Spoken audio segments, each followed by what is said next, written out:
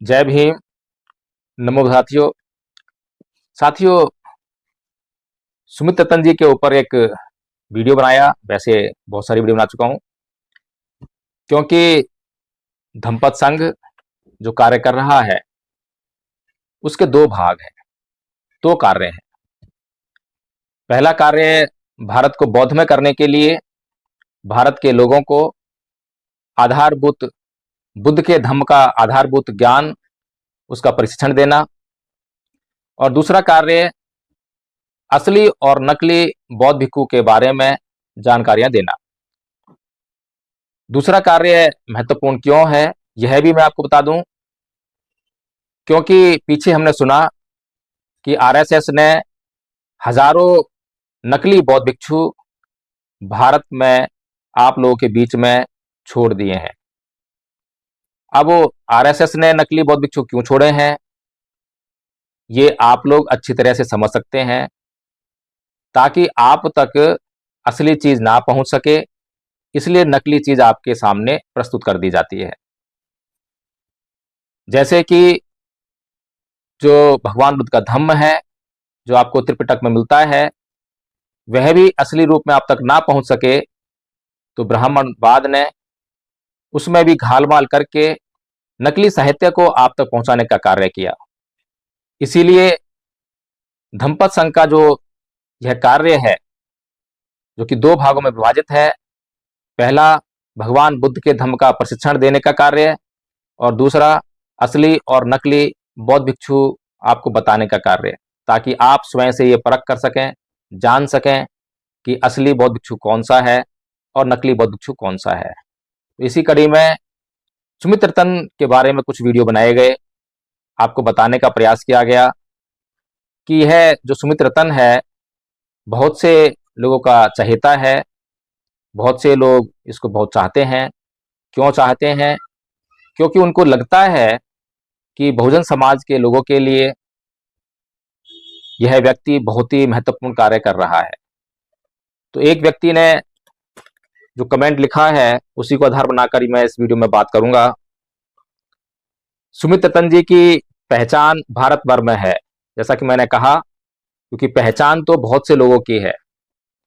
पहचान अगर करनी है तो अमित शाह की भी पहचान है, नरेंद्र मोदी की पहचान है, लेकिन बहुजन समाज के लिए पहचान अगर देखनी हो तो बहुत से लोगों के लिए, जैसे कि आदरणीय राजेंद्र पाल गौतम जी की भी आपके लिए पहचान है, रतन लाल की भी पहचान है, लक्ष्मण यादव की भी पहचान है।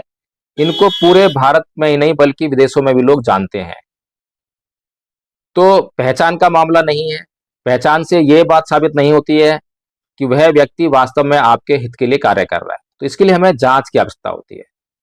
जब तक हम जांच करना नहीं सीखेंगे, जांच नहीं करेंगे, तब तक हम ये नहीं जान पाएंगे कि आदमी का कद तो बहुत बड़ा है, लेकिन क्या वास्तव में वह उस कद का हकदार है।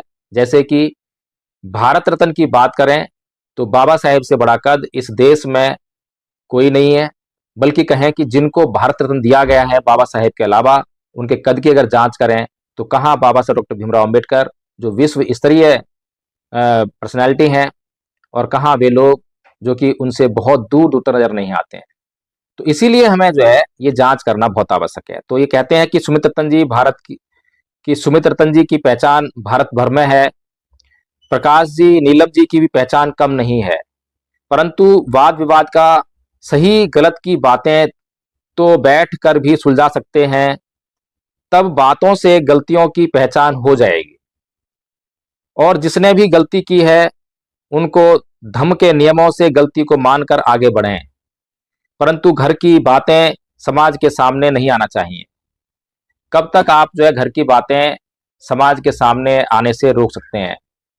जब बातें घर की घर में ही सुलझ जाती हैं, जिनका संबंध भारत के लोगों से नहीं होता है, तब तक तो वो बाहर नहीं आती है। ये बात बिल्कुल ठीक है। तो अगर सुमित रतन जी कुछ गलत कर रहे हैं, कुछ उन्होंने गलत किया है, तो उसको देखने के लिए कौन है? मैं ये समझता हूं कि जो उपासक लोग हैं, क्योंकि सुमित रतन ने चीवर पहन रखा है, तो उपासक लोगों का तो ये मामला रह ही नहीं जाता है। उपासक लोग केवल चर्चा कर सकते हैं, लेकिन उनको कंट्रोल नहीं कर सकते। तो उनको कंट्रोल करने के लिए भिक्षु संघ होना चाहिए। अब भारत में कोई भिक्षु संघ भी नहीं है। मैं निश्चित तौर पर यह कह सकता हूं कि भारत में कोई भिक्षु संघ नहीं है, चाहे कोई कितना भी दावा करे। अगर वास्तव में कोई भिक्षु संघ है, और मेरा यह कोई भी व्यक्ति जो यह जानता है कि भारत में कोई भिक्षु संघ है, यह वीडियो देख रहा है, तो निश्चित तौर पर इस स्क्रीन पर फ्लैश किए जा रहे नंबरों पर आप संपर्क करें और मुझे बताएं, ताकि मैं वहां भगवान बुद्ध के धम्म को बहुत गहरी हानि पहुंचा रहे सुमित रतन के खिलाफ शिकायत दर्ज करा सकूं। मैं जब भिक्षु संघ से शिकायत करूंगा तो भिक्षु संघ उस पर कार्रवाई करेगा और एक निर्णय पर पहुंचेगा। मैंने असली और नकली बौद्ध भिक्षु की बात की।